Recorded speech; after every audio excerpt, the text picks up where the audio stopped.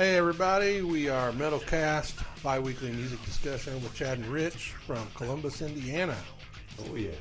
This is our debut of our video, and we are here to talk everything rock and metal. And you can listen to us on Apple, YouTube, and Spotify, and see us now. Yeah, and see us. For anyone that wants to look at our ugly risk asses. that. And for questions, comments, other than the streaming sites, you can email us at mymetalcast@yahoo.com.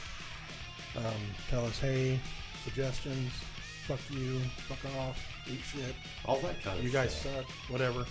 I think you can comment on the YouTube page too, can't you? Yeah, you can comment on whatever you're listening, whatever people listen on.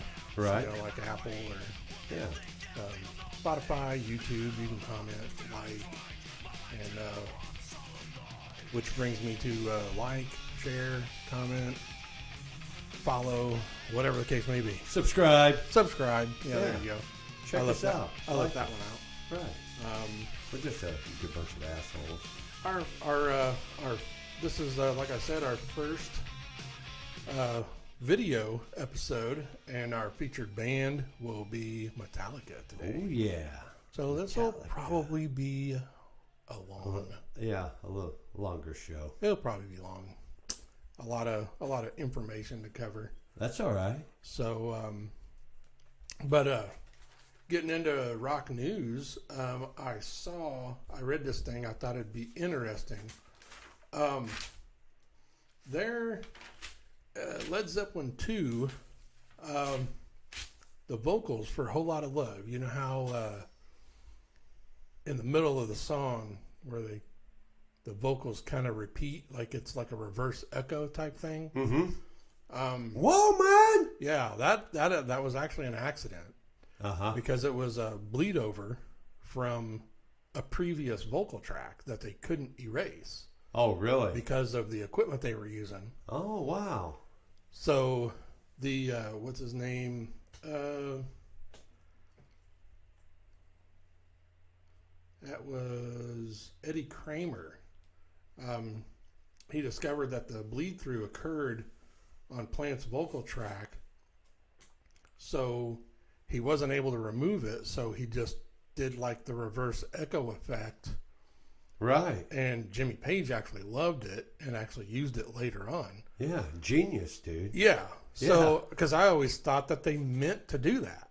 You know? Yeah. I mean, it was really cool. I just thought it'd be interesting for people to know. Yeah. Awesome. But other rock news, Annihilator original drummer Ray Hartman came back to the band. Oh, cool. They just announced it just last week, I believe it was.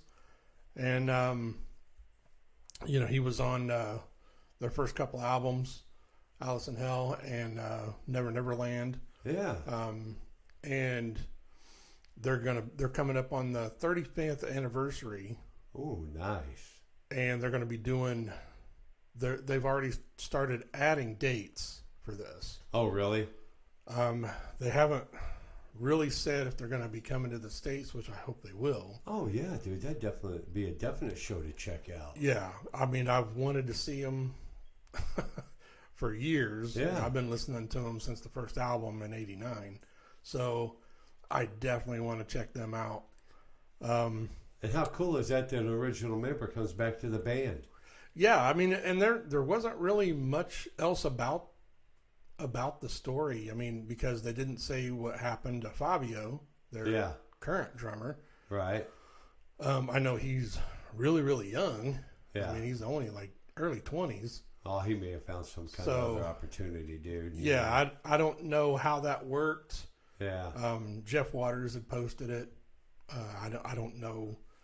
Didn't really give any information other than that Ray Hartman came back and that they're doing the 35th anniversary starting this coming year in 24. Right.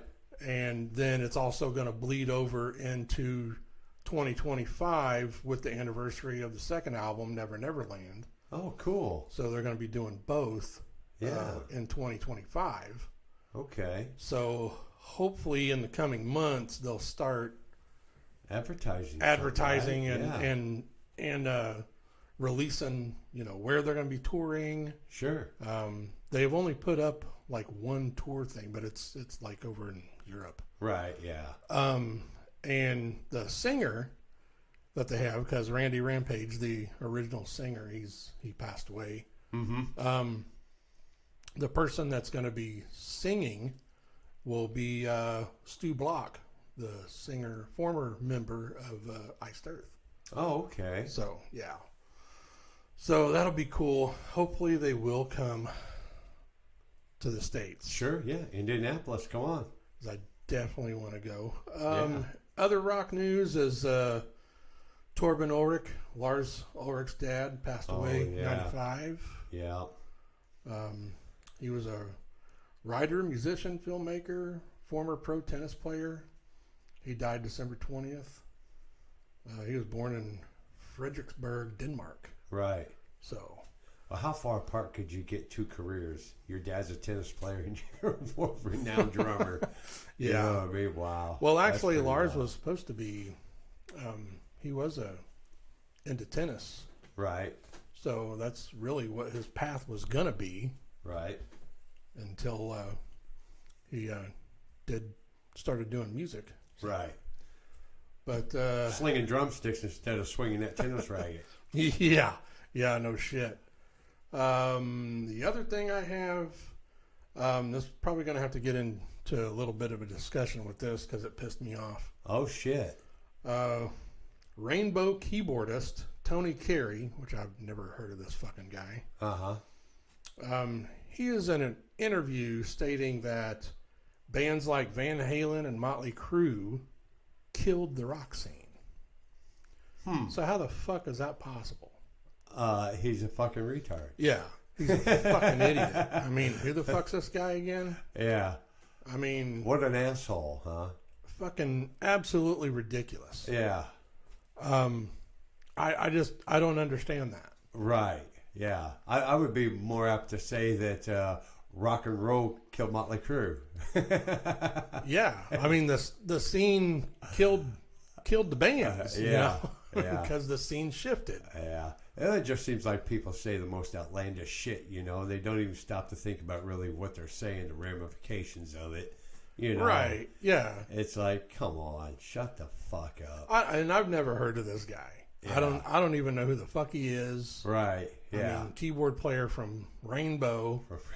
I right. mean, Not to discredit Rainbow by no means. No, I like some of their stuff. Yeah. I mean, I liked when Ronnie James was singing for him. And Joe Lynn Turner, he's a great singer. Sure. But I just, like you said, people say the stupidest fucking shit just because, anybody's going to listen to him is because of what band he's from. Right, yeah. And that's the only reason. Yeah, right. But, Van Halen, Motley Crue, bands like that killed rock and roll scene. I mean, come on. In my opinion, Van Halen saved rock and roll in the late 70s. Oh, yeah. I mean, because not just because of Eddie's innovative guitar playing, but because of their sound. Their sound, as their a whole. showmanship, everything, dude. I mean, David Lee Roth is one of the greatest frontmen ever. By far. So, sure. I mean, whether you love him or hate him, you still got to give him some credit. Oh, absolutely, dude. Absolutely. So, yeah, I was like, man, what the fuck is this guy even thinking? Yeah, he's an asshole. So, so anybody out there, you guys want to look it up and check it out. I can't remember what website I saw that off of, but I didn't even bother writing that down. Yeah. I was just, when I read it, I was just pissed off. I was like, what the fuck? Yeah. Who the fuck is this guy? Right. So, And any of you new listeners we got out there or watchers, whatever, we do get a little raw in here occasionally. So please don't take things too offensively.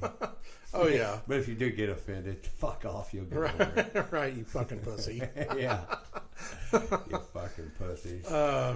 Yeah, this world is full of too many fucking pussies around. So, but that's all I have for rock news. Do you have any rock news to add? Oh, I got a couple little things, dude. There was a video circulating on YouTube about supposedly Ozzy passing away. Oh yeah, yeah. But he gets on and he says, "No," which would be no surprise, but right. I mean, everybody's surprised he's still kicking. Yeah, no shit. Him and Keith Richards. Right. So Ozzy gets on and he says that he ain't going no fucking where. The only place that he's going is to do more shows. Yeah, and I don't see him doing that much longer. Oh no, fuck no, dude. His health has gone way down just the past year. Yeah, it's gone way downhill. I'd say he's probably at the point to where he'd be wheeled out on stage. Yeah, or sitting down like Jim Irsay does. Yeah. When we Jim Irsay does it just because he thinks he's fucking something else. But, well, I don't know. I mean, I've seen him walk out, and he doesn't look like he can get around too well. Yeah, he limps a little bit. Yeah, he doesn't, and he doesn't look all that healthy. No, he don't. Well, a lavish lifestyle probably age you pretty quick. Yeah. Yeah. Well, when you have money like he does. Yeah. Pouring out your fucking ears. Yeah, no shit. Gene Simmons, he says the avatars will be out in 2027. 2027. Yeah. That's yippee! Woo! Well, let's hope by the end of 2026 that they have a big fucking computer crash. Yeah. It never happens because I think that is just absolutely fucking stupid. Oh, yeah. Yeah. It's like, you know what? Deal with it. You're getting older. Well, it's ending. Yeah. So just fucking let it end. It was called the end of the road tour. Yeah, for a reason. I just can't respect them whatsoever.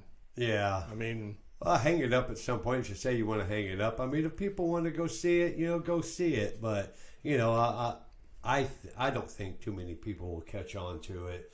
It won't be that big of a hit. Well, what the fuck? I mean, the last studio album they had was in fucking 2012? Yeah. So it's been almost 12 years. Right.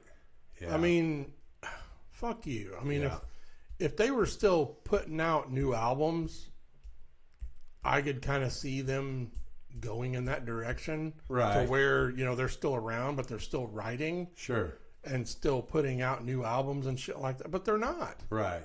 Yeah. So, I mean, how many fucking times are you going to fucking listen to,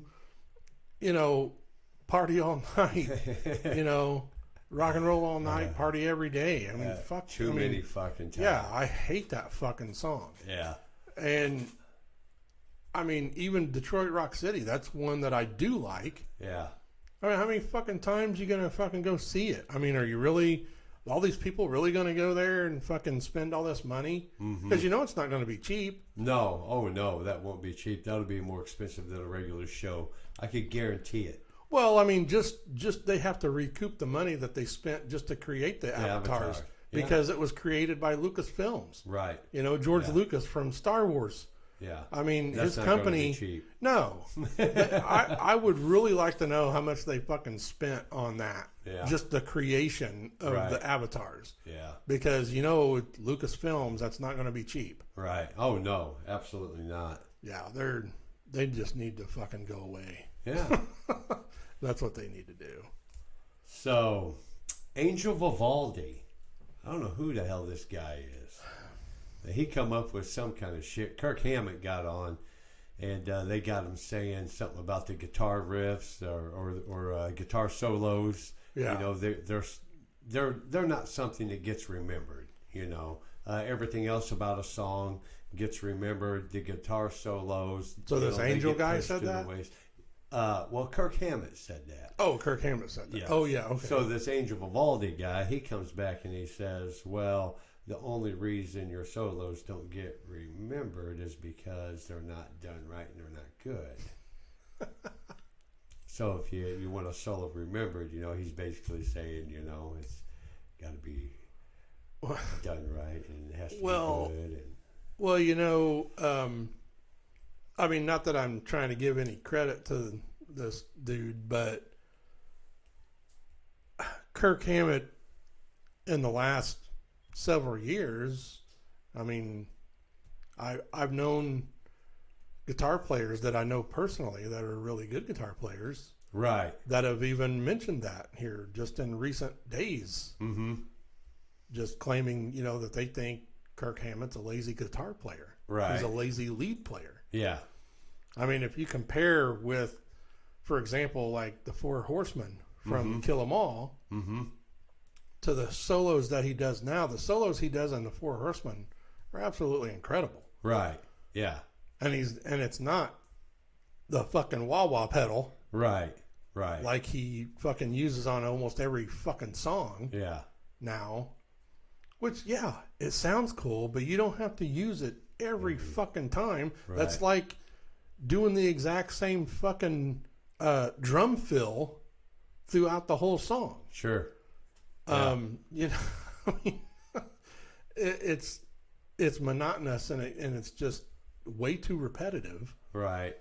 And he's better than that. He's a better player than that. Yeah.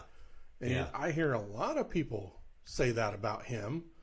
And I mean, and Kirk, of course I don't know him personally, but I mean, he seems like such a really cool dude. And, as far as being a nice person. Right. Anybody that I've ever heard that has met him or whatever, they say he's just such a super nice guy.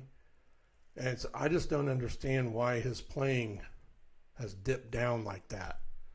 Well, he's probably become complacent. He's letting the name carry him rather than his talent. Because he has put some talent out there. I mean, give the guy credit, but between the Kill 'Em All and Justice for All, right, great solos on all those records. Right. Well, he don't want to let everything out of the bag in the first 40 years. Yeah, got to save something back for the next 40. Yeah, he's saving some shit back. So, well, maybe the next album he'll surprise us. Right. Maybe. Right. I mean, and how long does it take him to put out a fucking album now? It's fuck, quite 6 a while. years. Yeah, yeah. So we'll Queensryche. There's a Queensryche book coming out. Oh yeah. Yeah, it should be something pretty cool. They're covering tour dates from 1981 to 1997. And I don't know who has wrote the book, whether it's Queensryche or it's somebody else, doing like a biography or something, Yeah. But there are several different versions of the book available. You can get a full cover, limited edition, hardcover edition, signed by authors, 11x7 poster, 200 of them available. So I wonder if they're actually numbered on the book. For $74.95 pre-order. And there's a paperback option for $50. Now, does it say it was the paperback signed as well, or is it just the hardcover? Just the hardcover signed. Comes with a poster. And there's only 200 available. Well, you'd think that would definitely be at least endorsed by Queensryche. Oh, yeah. I mean, because I know there's kind of two different entities of Queensryche, basically. There's Jeff Tate, the original singer. Right. He's on his own, but he doesn't go by Queensryche. He's just Jeff Tate of Queensryche. Right. But then there's, the other guys that are still in Queensryche. Michael Wilton, he's one of the main guys. He's one of the original guys, guitar player. So I'm sure at least he would have put his stamp of approval on it, or else Right. they'd get Yeah. copyright. Yeah. They'd have copyright issues. So, but that's cool. I mean, I'll have to look that up and see what that's all about. Right. So anybody out there who got some Queensryche fans, check it out. Hell Get yeah. you a limited edition book. Yeah, that sounds awesome. That's all I got for rock news. All right, well, we'll move on to birthdays. Oh, damn. We got a shitload of birthdays. Shitload. January is a busy month.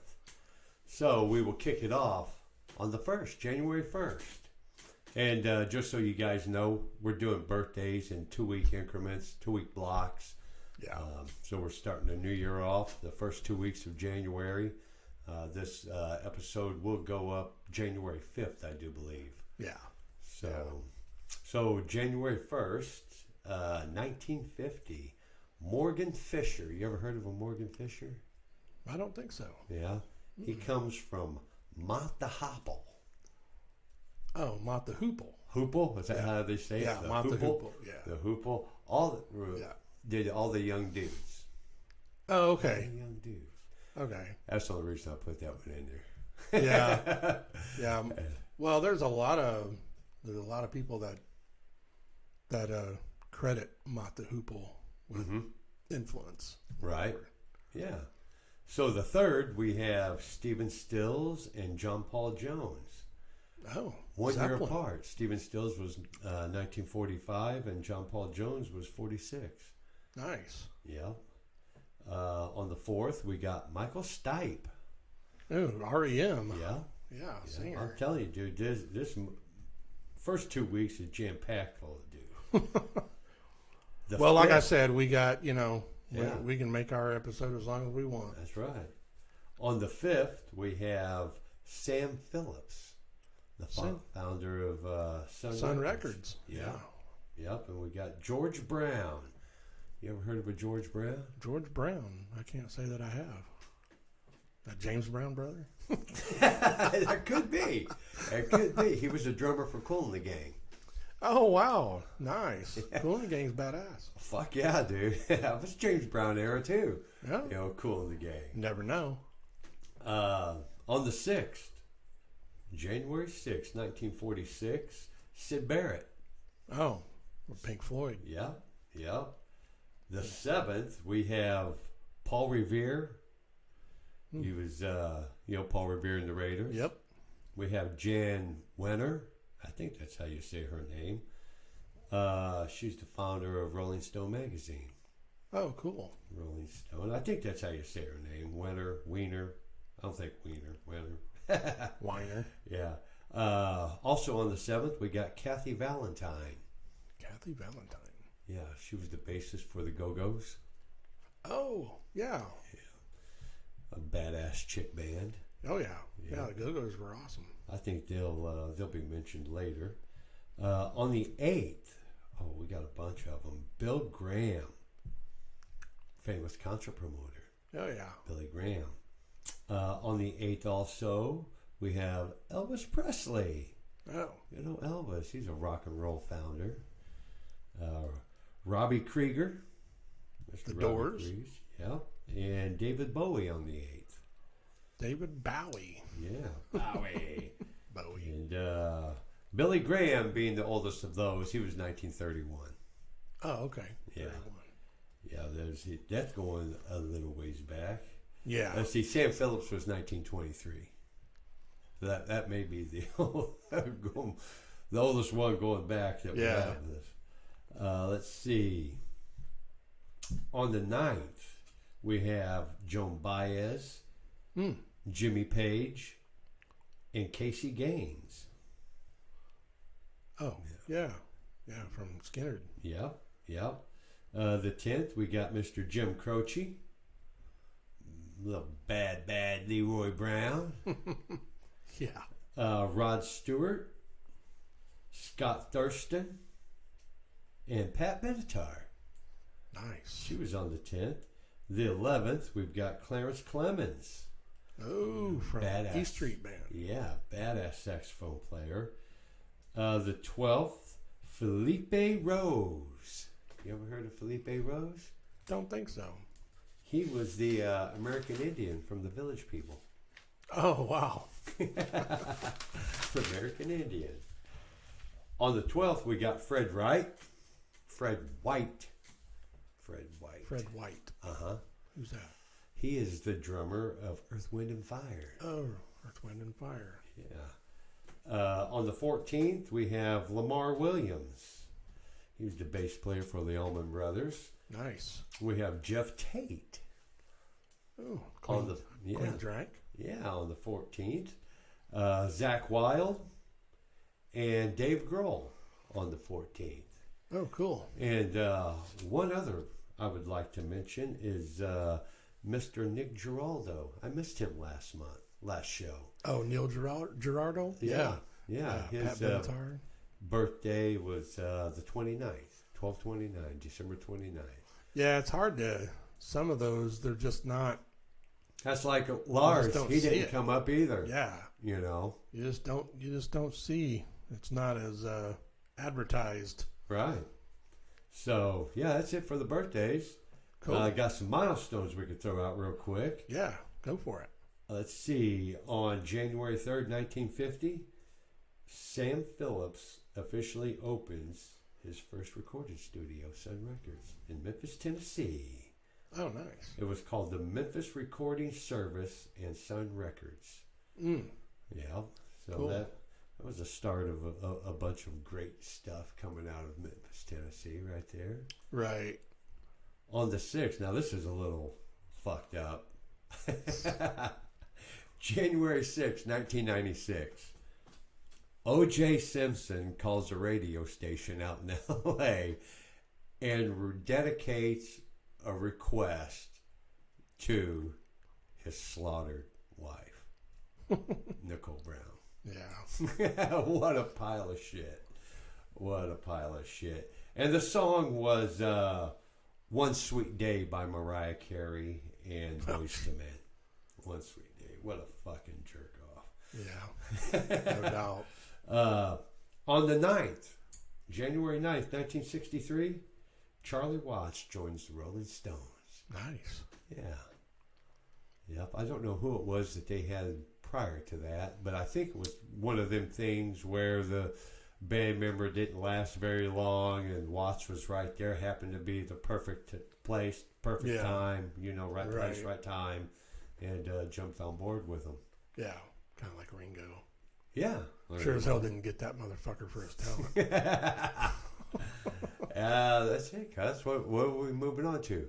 Cool. Well, do we have any new releases or anything yet? No. I didn't think so. Nope. No new releases right at the moment. Well, our next thing would be, our next segment would be Off the Rails. Off the Rails. There we go. All right. And we do have... That's Samantha Fish. Yeah, Samantha Fish. Guitarist, singer, songwriter. She's from Kansas City. Yeah. Kansas City. Very cool chick. I checked her out. She's got some bluesy stuff going. She's got all kinds of stuff, really. I think some stuff that sounded kind of country. She is very good with that guitar in her hands, though. She's mainly, I guess, classified as a blues player, but yeah, I mean, I've heard some of her stuff before. She is an excellent guitar player. Right. They have her classified rock, country, funk, bluegrass, ballads. I didn't see anything, pertaining to a ballad, but right. She's got 3 solo albums, one collaborative album that has just come out, and my dumb ass did not write down the name of it. Oh, that's okay. I don't know what that is. I mean, but it's pretty cool. The dude that she has collaborated with, they've done a good job. I listened to one of those songs. Very good job. Yeah. So Samantha Fish, that's our Off the Rails pick this week. Yeah, it's people that don't know, our Off the Rails is just a kind of like a spotlight to musicians or whatever that doesn't really come from the rock or metal world, who just basically, or recognize their talent Right. So Yeah. that's our Because there's little, a shitload of talent out there. oh yeah, there's that's our off the rails thing. Right. And the next thing would be our Metalcast Spotlight. Oh yeah. Yeah. There we go. So what's your spotlight? My spotlight this week it's called Hit Girls, and it's a book that has been released, and it pertains to women of punk in the USA, 1975 to 1983. Oh wow! So I never heard of that. Yeah, yeah. And from what I read about it, there's 100 different chick bands, solo artists that they have compiled together.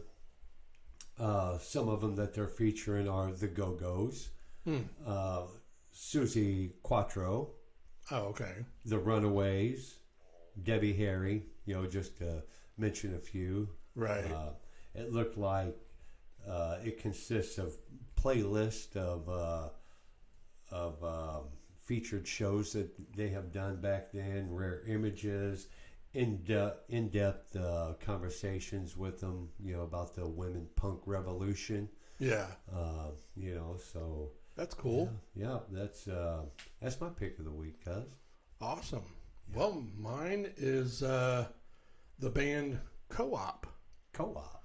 Yeah, it's Dash Cooper's band, Alice's son. Oh yeah.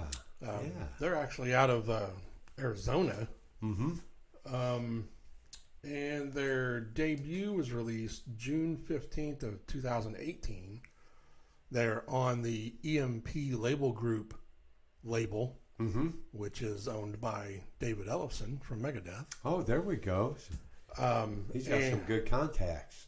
Yeah, and he has they're actually on the EMP Label Group side, and that's like the parent company that Combat Records is under. Sure. That David owns. Mm-hmm. But anyway, Co-op, their debut was released. I don't think you can get it. I forgot to look. I don't think you can find it on streaming. But you should be able to pick up, the CD or whatever. Right. Because I don't think you can get it on streaming anymore. When I was talking to you about it the other day. Right. I was able to get it on my phone because I have the CD. Mm-hmm. And I meant to bring that with me to show it to you, but right. I have it signed. Yeah. Met him back then. I think it was 18 when I met him playing shows there in Louisville. Oh, wow. And yeah, he's super cool dude. Yeah. Really awesome guy. And the whole album is badass. Right. Their debut album, it's the only thing they have out right now. His dad guested on it. Oh, cool. And there's a song that Joe Perry plays guitar on from Aerosmith. Sure. Yeah. And it's just, I love Dash's vocals. Yeah. I think he's better than his dad. Oh, really? Yeah. Really? Cool. Yeah. He's just, he's awesome tone to his vocals. Yeah. Really, really good. Right. So, anybody interested, check that out. Really awesome. My favorite song is called Desert Dreams. Desert Dreams. Yep. Cool. Awesome fucking album.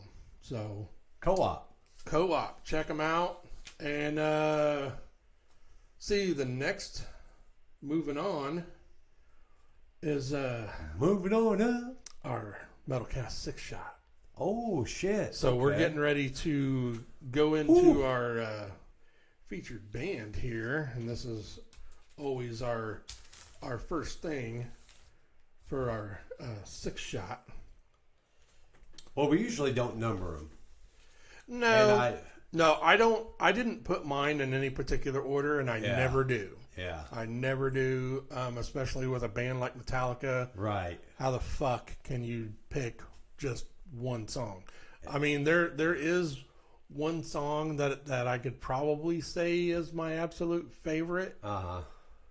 But there are just so many that I could add to that. Right. Yeah. And coming up with just six of them. Yeah. was difficult. Right. Yeah. So, you want to kick off yours? Absolutely. Yeah. I will kick it off with Whiplash. Oh, I'll kill them all. love it. Love Yeah. it. Love it. Yeah, it was so awesome too when me and the girls went to see the whole Metallica thing in the theater. They went with me to the second show, Right. and they opened up with Whiplash. Oh, really? And when we were sitting there watching it, they started playing, and Sammy, my youngest, she turns to me and she was like, "Daddy, what song is this?" And because she's not really familiar with early Metallica. Yeah. Yeah. They both love Metallica, but they're not real familiar with that. And I was like, "This is Whiplash," and she was like, "Yeah, this song's fucking badass." How can you go wrong, yeah. dude, with Bang Your Head to get the stage like you never did before? Right. Make it ring, make it bleed, make it really sore. Yeah, fucking awesome fucking song. Yeah. That actually almost made my list. Did it? So yeah, I mean, like I said, it was easier than I thought to put it together, but man, it is difficult to narrow it down to just 6 songs. Oh, absolutely. Yeah, absolutely. So my number one is the Four Horsemen.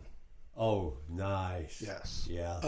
That is the steeds they ride. Yeah, that is probably my favorite song from Kill 'Em All. Really? Yes.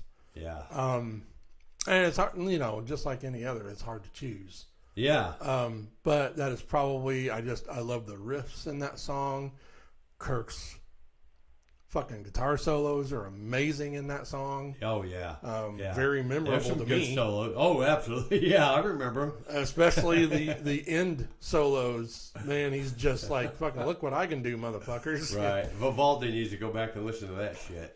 Yeah, slightly. But that's my number one. What's your number two? My number 2 is Ride the Lightning. Subtitle track. Title track. Title track. I almost put that one because I love that fucking song. Yeah. Great song. Yeah. So I'll just counter you. Okay. Since we're following, my second one is Fight Fire with Fire. Oh, nice. From Ride the Lightning. I almost picked that. Did you? Yeah. I don't know what it is. I mean, the biggest reason why I picked that, aside from it, I loving the song, but I have a lot of cool memories from listening to that song. Oh, really? Yeah, I mean, just from when I was younger, and it just it means a lot to me. Sure. And plus it's just a fucking badass song. Oh, absolutely, dude. Absolutely. I love how it starts with the acoustic intro, and then it just fucking hammers you right in the face. Oh, yeah. With thrash metal. Right. The whole fucking song. Yeah. Absolutely. So what's your next one? My next one is Disposable Heroes. Oh, man. Yeah. That's on my list too. Is it? Yes. Oh, right. Yeah. Yeah. Disposable Heroes. I mean, what can you say about their writing anyway? I mean, James is a fucking genius. Brilliant, dude. Absolute genius. Yeah. Absolute fucking genius. His guitar riffs that he comes up with, his fucking lyrics are insane. Mm-hmm. You can tell just by his lyrics that he is a super intelligent person. Oh, absolutely, yeah. Absolutely intelligent person. And Disposable Heroes, what it talks about, basically just being a number. Yeah. In war. Mm-hmm. And just anybody that has never checked the lyrics to that song out, you need check to it out. You need to read them. Absolutely. You need to read a lot of their lyrics, just like Master of Puppets. Yeah. Unfucking real lyrics. Mm-hmm. Unreal. Very, very powerful. Right. And so, almost always Hetfield's engaged in them. Oh, yeah. Lyrics. Yeah. He's the one that's the main lyricist. Right. And he just... Him and Ulrich are on almost everything. Yeah, and Ulrich, he does a lot of music arrangement and writing, as far as music writing. Right. Man, just absolutely fucking. I mean, they're both very super talented. Mm-hmm. So okay, what's your next one? Since I did mine to Disposable Heroes too. Right. So. Dyer's Eve. Oh, And that Justice for All. that almost made mine. Yeah. It almost made my list. It's like Ride the Lightning, pick one bad song. Kill them all, pick one bad one. Master Puppet, pick one bad one. You know, and I picked Dyer's Eve for the lyrics, more or less, because it relates to that, you know, when you were 14, 15 years old and you were putting something in your fucking Walkman, you know, that's what you want to hear right there. Those lyrics coming through to you. Yeah. You know. Oh, I listen, you know, speaking of your Walkman, I mean, Yeah, I had that's my going Walkman. way back, ain't it? Yeah, I had my Walkman back then.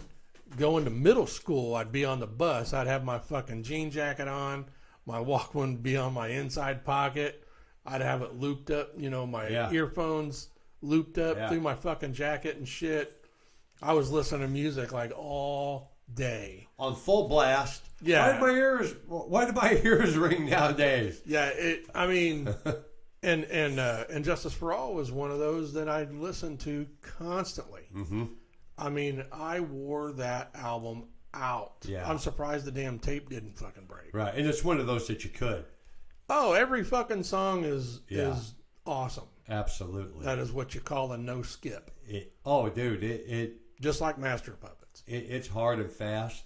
Yeah. From start to finish. Oh yeah. The next one on my list is Shortest Straw.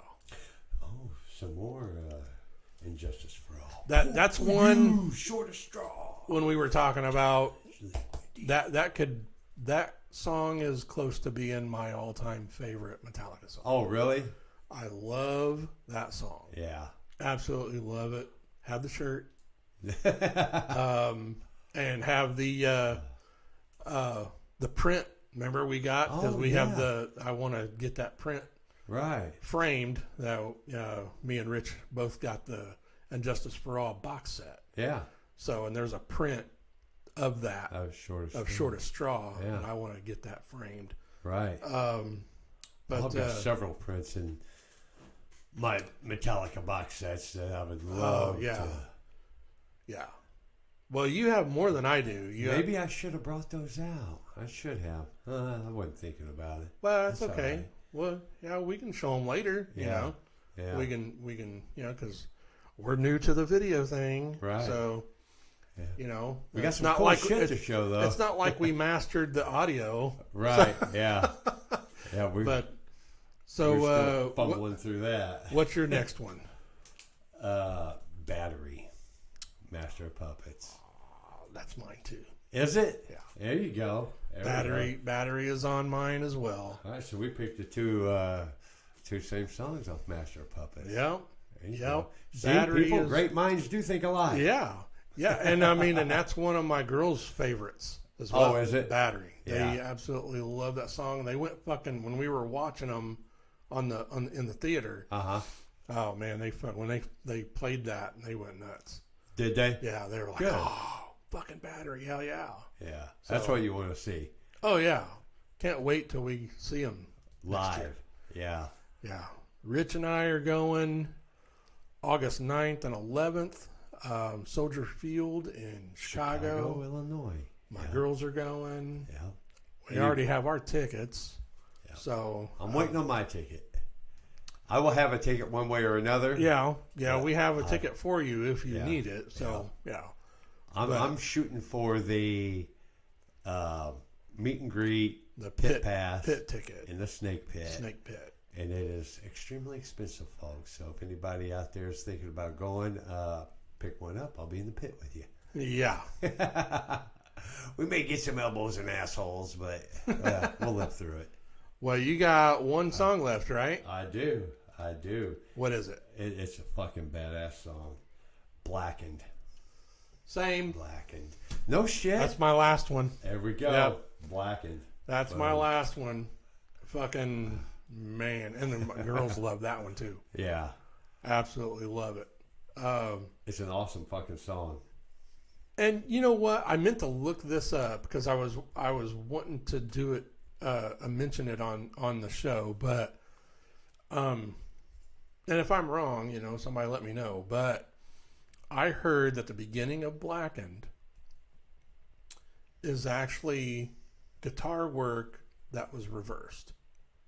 Oh, really? That's what I've heard because a couple years ago somebody posted it on YouTube or something and actually played it forward like it should be heard, like it was, like how it was played. Uh-huh. And what they did is they took that piece of music and they reversed it. And it sounded the same. And it totally sounds different. It sounded different. Yeah. Yeah. I never thought that's what that, I wish I had looked that up. So What do you think that would do to Ozzy Osbourne if he played that backwards? Hey, that sounds right. Don't play that Ozzy Osbourne record backwards, Joe. But anyway, that's what I heard. People are your curiosity gets the better of you. Just look that up and check it out because that's what I heard. Yeah. So, but anyway, this leads us into our main discussion. There we go. So we are getting into Metallica. Hey, I want to say a shout out to the instrumentals. Mr. Cliff Burton could have easily picked an instrumental. I really wanted to. Oh, sure. But definitely, give Mr. Burton his props because those, the stuff he done was, pretty spectacular too. Oh yeah, he was more than a bass player. He was innovative as well with his playing. Oh Definitely. yeah, absolutely. So Orion, off of Master Puppets, excellent. We could give kudos to so many different fucking Metallica songs. Right. Yeah. But yeah, recognizing Cliff, that's definitely something we need to do. Oh yeah. He's a super talent. Yeah. Super talent. Yeah, it was a huge part of Metallica coming up, dude. Oh yeah. And I was doing some research for the show. Metallica formed in LA in '81. They are one of the founding big four bands of thrash metal. Yeah. Which include Anthrax, Slayer, and Megadeth. So I don't know, there's a lot of debate on that anyway. Uh-huh. The big four. Yeah. So I don't necessarily agree with it either. Uh-huh. I think Metallica should be in it. Definitely. I don't agree with Slayer. I've never really been a big Slayer fan. Right. I was briefly when I was a teenager. Didn't last very long. There's really only one song by them I like. Yeah. And that's Seasons in the Abyss. Mm-hmm. That's really the only song I like. Right. But anyway, you have your main. There's James Hetfield, rhythm guitar and vocals. Lars, drummer, and the original bassist is Ron McGovney. He left in '82. He just didn't really get along with Mustaine or Lars. Oh, really? Was that the deal? Yeah, that's what I read. I was wondering about that. Yeah, that's what I read. Mm-hmm. And of course, there's Mustaine. He was kicked out in April of '83 for being dickhead. for being way too crazy with his alcohol and drug use. Yeah. Oh, that's rock and roll. That happens every once in a while. And then, of course, you had Kirk Hammett replaced him. Yep. Kirk Hammett is the co-founder of the metal band Exodus. Mm-hmm. That's where he came from. Right. Which was a good move on his part, I think. Yeah. Exodus is there. If you're in the, the metal world, I mean, you definitely know who they are. Absolutely. But I don't think, what's that dude's name? Gary Holt. I think he's a fucking prick. Yeah. He's always talking shit about the metal bands that are more successful than them. And Oh, really? to me, it just looks like you're jealous. Yeah. Right. That's how it comes off. Oh, we'll play circles around Metallica. We'll play circles around Anthrax. Well, Okay, go ahead. what the fuck ever, dude? Right. He sounds like a big fucking prick to me. Are you selling albums and you selling tickets? Yeah. Yeah. It's like, well, you're just jealous. Right. That's my guess. But anyway, then you got Cliff Burton came in '82. Tragically died in the bus crash in '86. Yep. Then you had Jason Newsted took his place from '86 to '01. Newsted was fucking awesome. Great, Yeah. great bass player.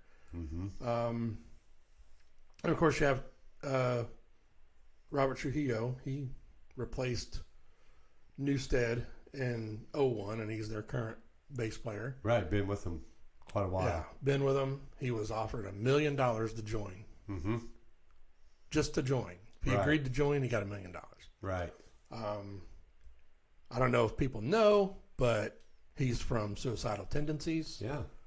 And the side band that him and Mike Murr had, Infectious Grooves, unfucking real. Their debut album is fucking killer. Is it? Yeah. Just, and the only band that I know of to do that, which to mix funk and metal. And it just sounds awesome. Cool.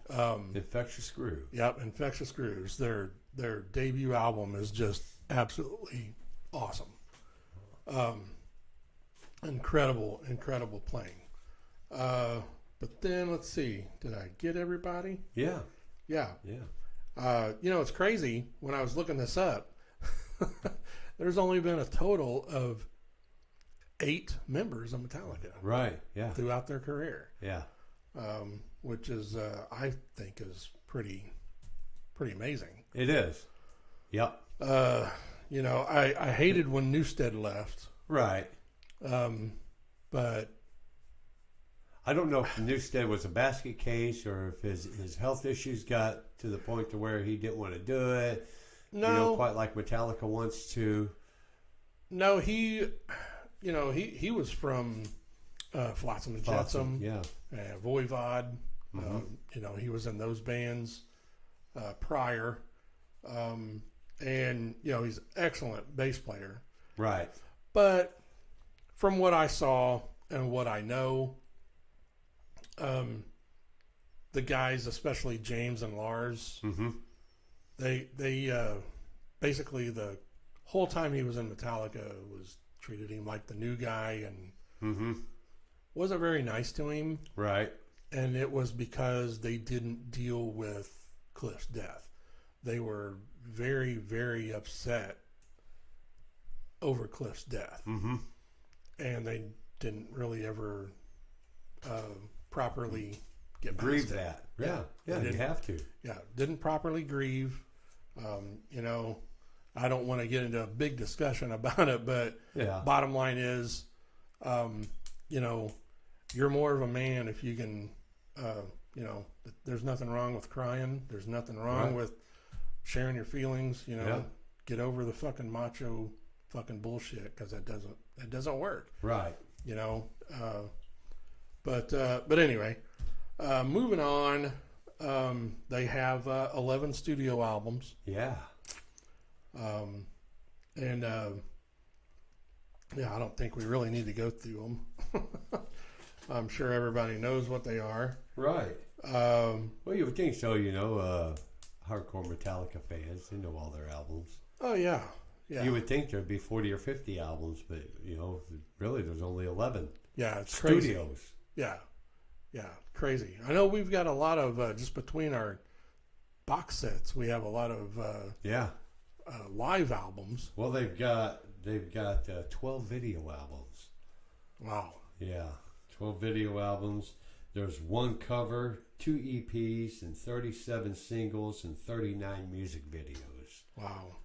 So yeah, they have quite an extensive library. Oh man, I remember, their very first music video came out in 88, 89 with One, yeah. And I remember sitting on the living room floor at my mom's and, waiting for the world premiere. Yeah, the world premiere. Remember those world premieres on MTV? Yeah, world premiere video. Yeah. That's, Yeah. I mean, it was awesome because they were finally doing a video.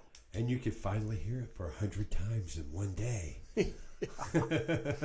Yeah, and they had 3 or 4 versions of the same video. I think so, yeah.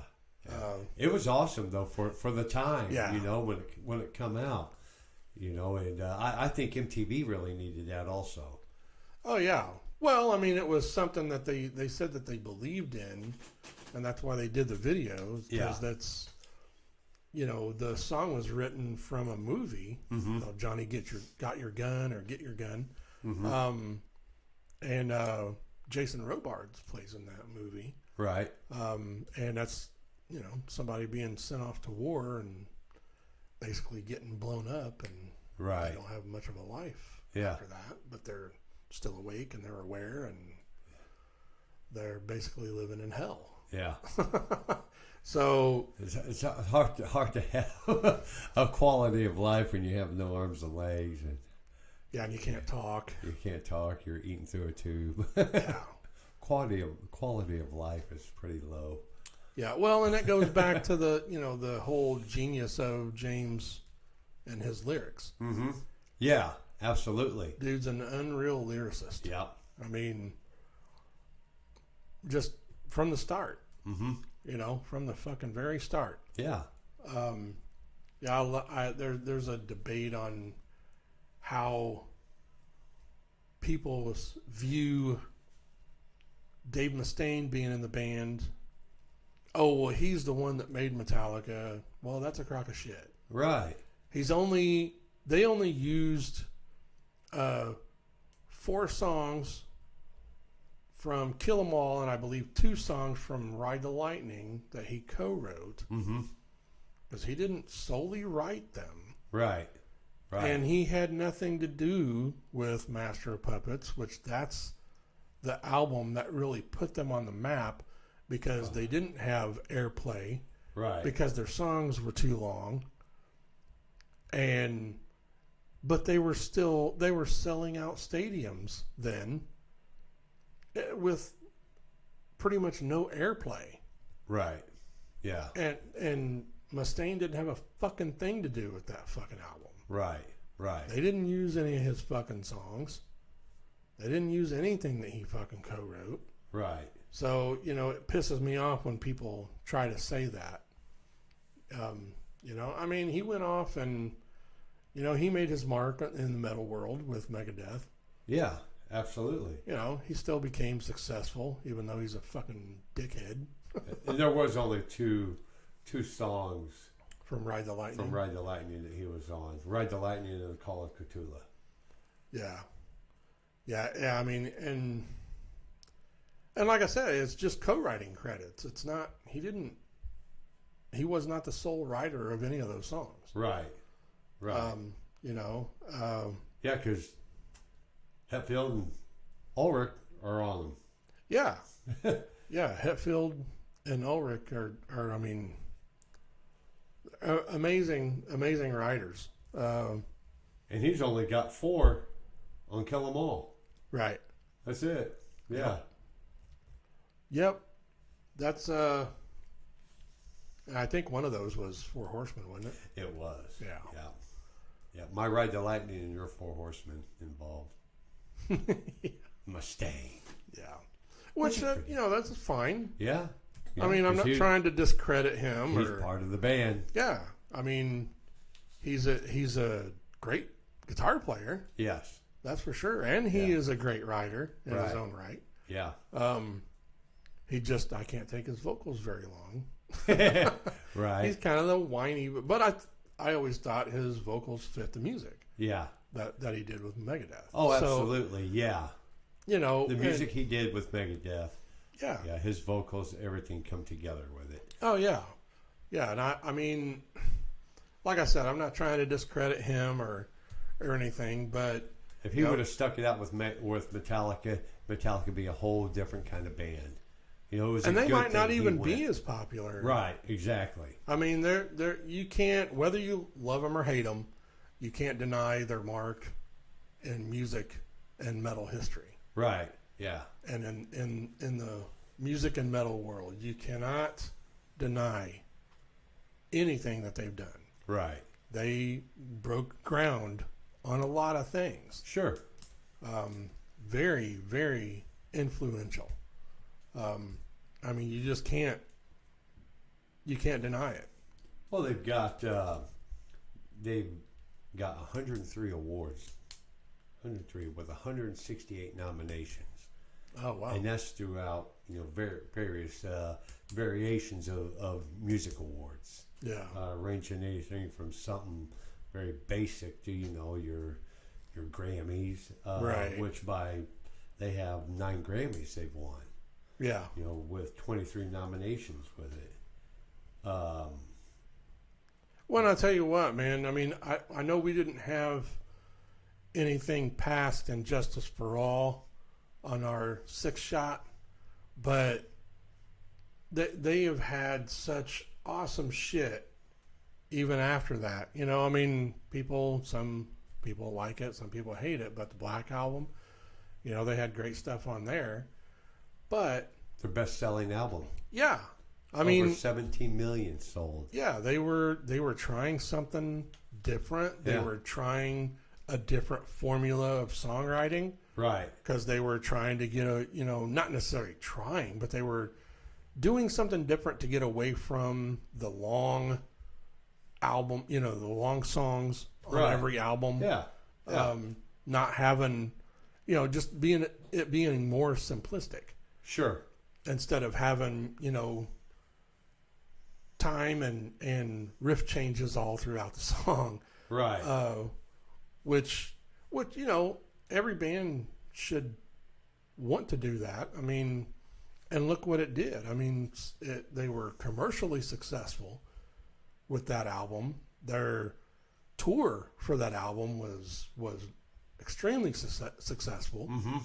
And Jason Newsted has said more than once in interviews that he lives off the royalties from that album. Oh, really? Yeah.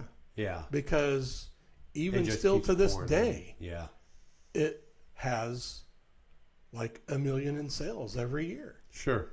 I mean, so yeah. I mean, he lives. They all still make a ton of fucking money from that album. Right, just that one. Yeah, just that one.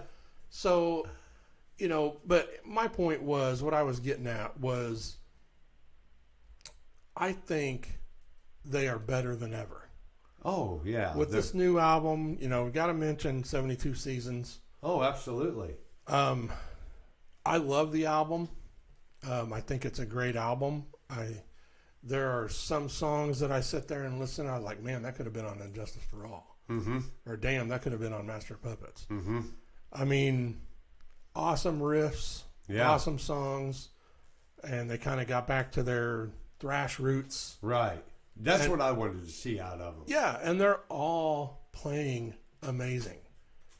I mean, I've seen, just like, for example, I went ahead and bought the live show on digital. Oh, you did? Of what we went and saw in the theater. Right. Because they did Battery, uh-huh, and I was super impressed. Yeah. They did Battery, and I was just like, holy fuck, these guys are in their 60s. Yeah, that's going to be cool. And they're still playing like this. Yeah, that's why I want to be in the pit. Yeah, I'm like, holy Because they're going to do something like that, and I want to be right there. They are in top form, and just like I saw them on, was it Jimmy Kimmel, I think? They were playing when they first released 72 Seasons. Was it Jimmy Kimmel? Yeah, I believe it was Jimmy Kimmel, and they played Master of Puppets live. And how they played, I mean, they were just outstanding. Really? I mean, just fucking badass. I thought I had sent that to you. You might have. If I did, I mean, I'll send it to you so you can watch it. But Yeah. if anybody wants to check that out, as Jimmy Kimmel, Master of Puppets, and just, I mean, they're at top form right now, and they've been doing this 40 plus years. Well, you know, they didn't hit number one with anything No, until after the Black Album. yeah, The Black Album may have been their first number one, but I do know that nothing prior to that was number one. right. In fact, 91 Metallica Black Album went number one. Yeah, In fact, they have been number one up until this year, 72 seasons. But you know, we'll wait till the year's over. They're sitting at number two with 72 seasons right now. oh yeah, yeah. So- And for people that don't know, 72 seasons, that refers to the first 18 years of your life. Yeah, And I thought that was really cool. sure. Yeah, Very cool concept. yeah. But I mean, what you know, they are massively influential, and they're like I said, their new album is just incredible. Right. I love it. Hopefully, I mean, I can't wait to see the show Oh, it's going to be in great. August. So They were inducted into the Rock and Roll Hall of Fame, which, you know, as most people listening know, don't hold much weight with us. But, you know, it's still a credit to add to their sure, resume. but the Rock Hall they're a fucking joke. Yeah. Like we said before, we could do a whole fucking episode on that. Oh, yeah. Yeah. The one thing I did want to mention before we get out of the discussion is they're All Within My Hands Foundation. Yes. Absolutely. I wrote that down. They founded that in February of 2017, and it's dedicated to creating sustainable communities by supporting workforce education. Plus, they fight against hunger and other critical local services. They help out with food banks. They also have a Metallica Scholars Grant Program Oh, nice. to help chosen students learn new trade skills. And they pay for whatever they need for that particular trade, like, welding and Sure. shit like that. Yeah.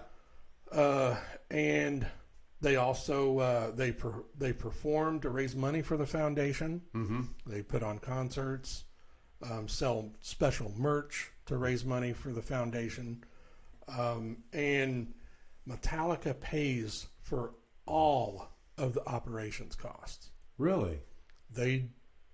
That any money that's donated does not go to anything but the charities themselves. It does not go to help with any of the operations costs like shipping, Right. anything that they, of course they have volunteers that help, but anything that has to do with any type of supplies that are needed, shipping, anything like that, Metallica pays for it. Right. So Cool. it does not come out of the charity, Good. which I think that's just freaking awesome. Yeah. Yeah. Well, they're Very, very, very cool. spreading the wealth. Yeah, I thought that was definitely worth a mention, Yeah. because that's something really cool that they're giving back. Absolutely. Help people out, and I know they do that throughout every leg, at least in the U.S. Every leg of their tour, their current tour, wherever they land, they help with their charities in that local area. Right. They do all kinds of stuff, with like whether it's given to food banks in that particular town that they're in, because they're playing two shows Right. Yeah. in one, Yeah. every town that they're in. So they're just doing a lot of cool shit, and that goes to their character. I mean, Oh yeah. I mean, we can touch on this a little bit. we didn't mention Napster or anything like that, but Mm-hmm. a lot of people don't realize, whether you like Lars or not, he wasn't the only one going after Napster. There were other musicians that were with him Right. with that. Yeah. And a lot of people don't realize that or know that. Mm-hmm. And, was Lars a dickhead? Yeah. A lot of celebrities are. Right. I'm sure a lot of his wealth and fame went to his head. Sure. That could happen to anybody. Yeah. But the thing is, he's not really like that anymore. Right. He was like that when he was younger. Yeah. And he's not really like that anymore. He's Right. chilled out quite a bit. And whether you love him or hate him, you cannot deny his talent. Right. That dude's playing shit in his, 60s that a lot of 20-year-olds can't fucking play. Right. Yeah. He just, I've just been super impressed Sure. with his drumming on the newest album, 72 Seasons. Just, And you could say that's something that keeps Metallica going. Is Lars drumming. yeah, well, then His they take dedication care of to- themselves. Yeah. To want to be good at what he's doing. Yeah. Not wanting to put shit out there. And he doesn't think that he's all that. He does. At least, whether he was an asshole or still is, he has never claimed to be the greatest. Right. Right. Anything. No, you never hear him say anything No, like that. he's never Not said any of anything the like guys. that. But they are all in top form. They're all Yeah. in great health. Yeah. They take care of themselves. I've seen interviews with Lars and James. They have workout regimens that they do pretty much on a daily basis. Right. They got to stay limber. Yeah, they eat right. Yeah. They take care of themselves. They can afford to. Yeah, exactly. They can afford to take care of themselves. Yeah. And just like with James, hell, he's what, 61 or 62 or something like that. Yeah, he's getting up there, dude. Fuck, man. He's probably in better shape now than he was when Master of Puppets came out. Well, yeah. He's, and thankfully he's clean and sober now as well. He is 60 years old. 60, okay. Yeah. It's just crazy that, I couldn't believe how great a shape they're all in. Right. And Yeah. it's like, holy shit. Well, you have to be able to pull off something what they're wanting to pull off, And I don't want to discredit Aerosmith, what they done, but they came out and said they were going to have this fucking spectacular tour, this and that. Yeah. And, maybe it was just by chance, they got sick somehow, whatever the fuck it was. Yeah. There was one other bands, they've all been shutting down because, we're sick or this happened, that happened. Metallica, they take care of themselves and, you haven't heard any issues out of them yet. No. And I'm sure them other guys, they take care of themselves too. Well, they've got to, for one, that's the reason why they put this show together, of how they put it together with 72 Seasons, is that's exactly why they're only going out for a couple weeks, and then they're going home. Right. Yeah. And then they have like 2 or 3 weeks off, then they go back out. Right. Because they don't want to be gone for months at a time from their families like they used to be. Sure. Because they saw how that affected their home life. Yeah. Hell, I read during the recording of the Black Album, because it took them 1.5 years to record that fucking album. Right. And I think it was Kirk and Lars, at the very least, got divorced during that time. Oh, really? Yes. So I can imagine that was Yeah. a huge strain on their home life You're and their never marriages, here for me. and their kids. Yeah. I'm not sure if Kirk has any kids, but I know Lars does, He James does, Yeah. and Robert does. Yeah. Hell, Robert's son Ty is the bass player for his old band, Suicidal Tendencies. Right. So, and it's just crazy. That I think it's just so awesome that that's how they do it now. Mm-hmm. I mean, and we can talk a little bit about their production. Oh, it's massively elaborate. They had engineers putting it together, designing this fucking stage and shit for a long time. Right. Yeah. Metallica hired engineers they told them what they wanted to do, and they designed it to do what they wanted. Right. And it's absolutely unreal.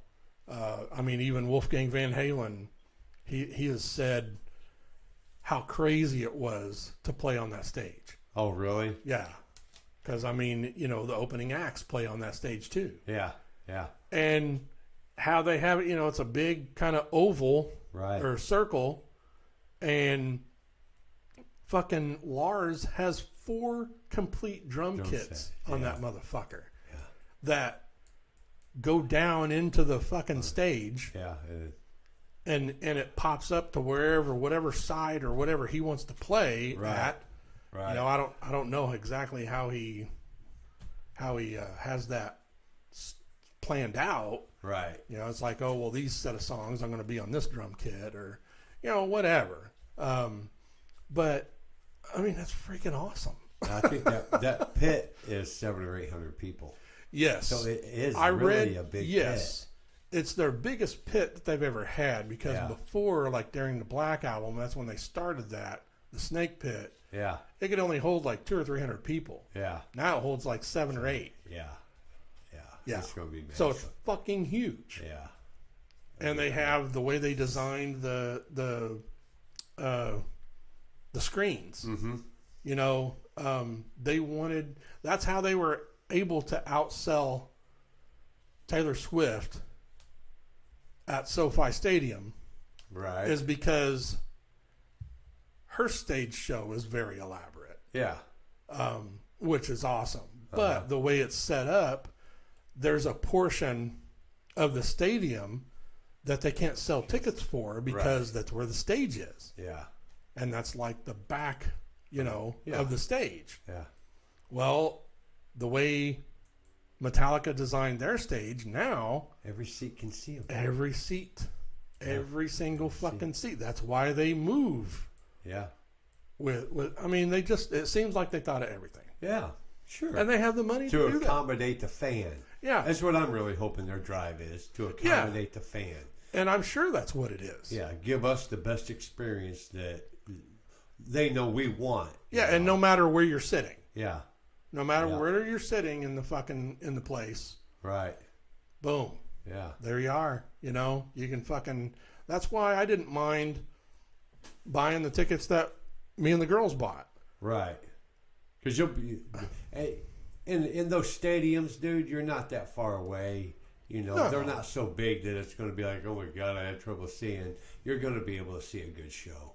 Well, I even told the girls that I was thinking about buying like those cheap binoculars. Mm-hmm. Like what they call the theater binoculars or whatever. Right. Which that'd be cool. It's something easy that you could, they're just made out of plastic. You could get them through, like if they have security that you have to go through, which I'm sure you do. Oh yeah. But you'd be able to get those through. But it's in Chicago. Maybe they won't have security. Who knows? I tell you what, probably have the gangs being security or something. Yeah. Helping Hands better bring their fucking checkbooks. I want to help Chicago because it needs a lot of it. Well, I'm sure they're going to do a lot of good things. Yeah. And that just goes, like I said before, to their character. They generally care about people. Sure. And that's fucking rare. Yeah. So, but anyway, gonna wrap things up here. We have our, see, where the hell did I put that? Have our mentions for, oh, there it is. We don't know what our next episode topic will be. We haven't discussed that yet. We'll surprise you guys. Yeah. And oh shit. It'll be something badass. Too. Oh shit. What? There's one thing we haven't done yet. What? And we can still do it if you want. The matchup. Oh, the matchup. Metalcast matchup. Yeah. We talked about doing that. Metallica versus Megadeth. Megadeth. So, which, I mean, yeah, I guess that's kind of like a given, and that's a little bit predictable. Right. Matchup. Yeah. But it's our fucking show. We don't give a shit. Yeah. I'll let you start with that. I mean, well, my my thoughts on it are, I'm going to pick Metallica right off the bat. Yeah. For the simple fact, the way the band stays together. They're very close knit. They are very close knit, especially now. Yeah. The music that they put out, it's the majority of it is extremely well put together stuff. Oh yeah. Everybody, they can say that this 72 seasons, it's the best stuff they put out since the Black Album. But you know what? All the other albums in between there, they've been number one. So people are really liking the stuff that they're doing. You know, like me and you, we were teenagers when Kill 'Em All came out, or close to being teenagers when Kill 'Em All come out. So we've been with them from the start. So I think our expectations of what Metallica should be and what we want to hear from them are different than what a millennial wants to hear, or a Gen X, or whatever these fucking people are nowadays. Right. But as far as Megadeth goes, they have had extremely talented people in the band. Yeah. I think they have went through band members a little bit more than Metallica has. To say the least. Megadeth, I do believe, has had more studio albums. It maybe not. I didn't look that up. Yeah. It seems like it. Yeah, I mean, my thing is with Megadeth, they have not, and I love Megadeth. Mm-hmm. I absolutely love Megadeth. I've seen them 2 or 3 times. I've seen Metallica, supposed to have been 3 times. Mm-hmm. And I guess I can tell the story real quick. In July of '86, that was my second ever concert that my older brother took me to, Dwayne. Yeah. And first off,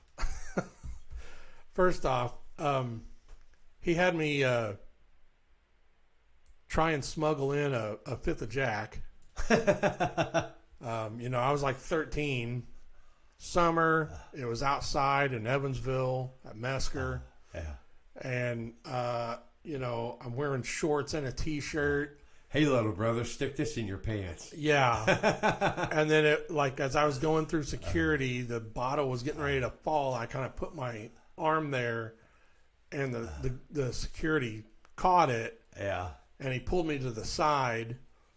And it's so funny because on Christmas, my brother had called and talked to my sister, and he told her to ask me what happened at the Metallica, the first Metallica show that we went to, and how he almost got me arrested or whatever, kicked out.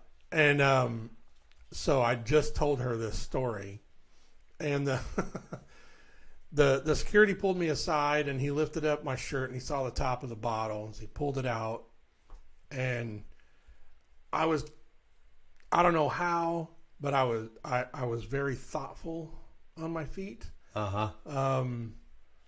goes, how'd that get there? Where did you get this? And I was like,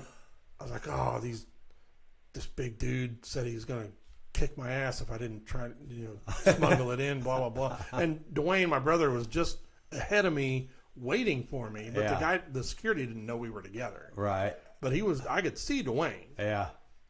And the security guy was like, oh, where's this guy at? What's he looking? Do you see him?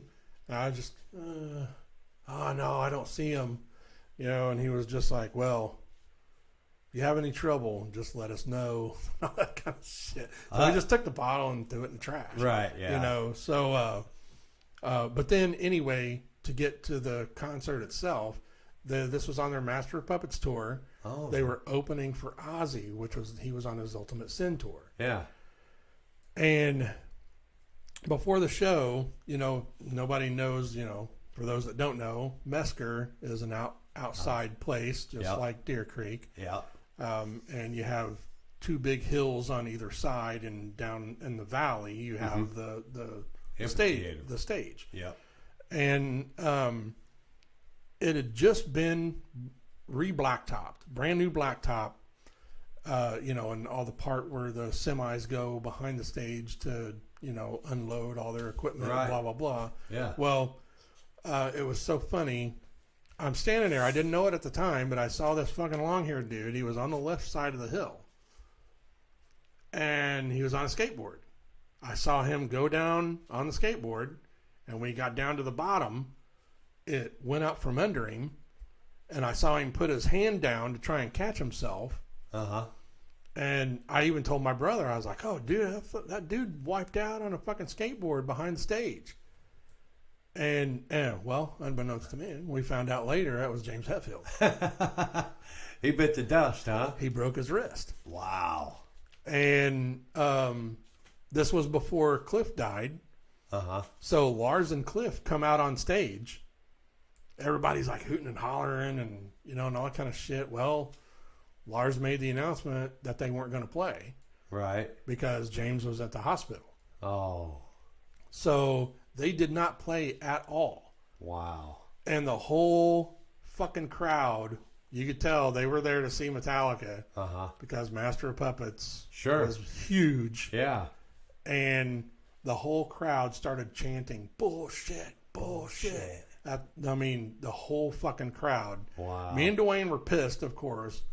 But it ended up being a good show because Ozzy played for like fucking 3.5 hours. Mm-hmm. He compensated. Yeah, he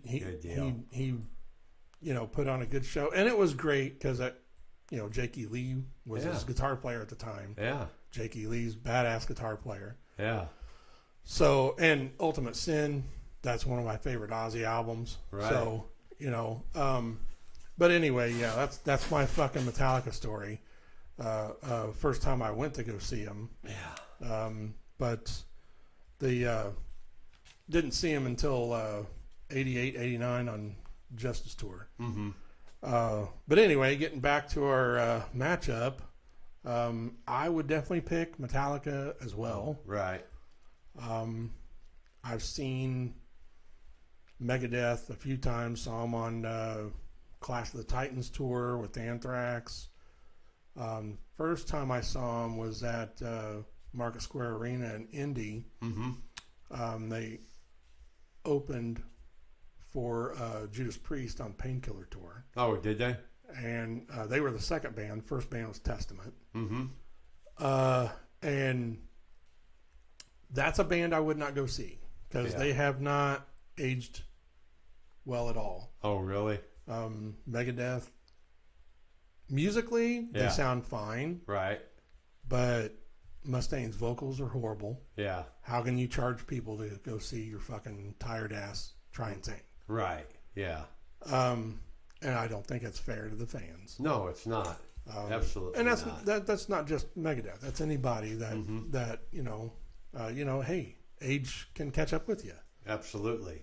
And but anyway, I would definitely pick Metallica over them. I saw them on Rust in Peace tour. Never gonna fucking see anything that's gonna top that. Right. Because that's the my favorite lineup with Marty Friedman on guitar and Nick Menza on drums. Sure.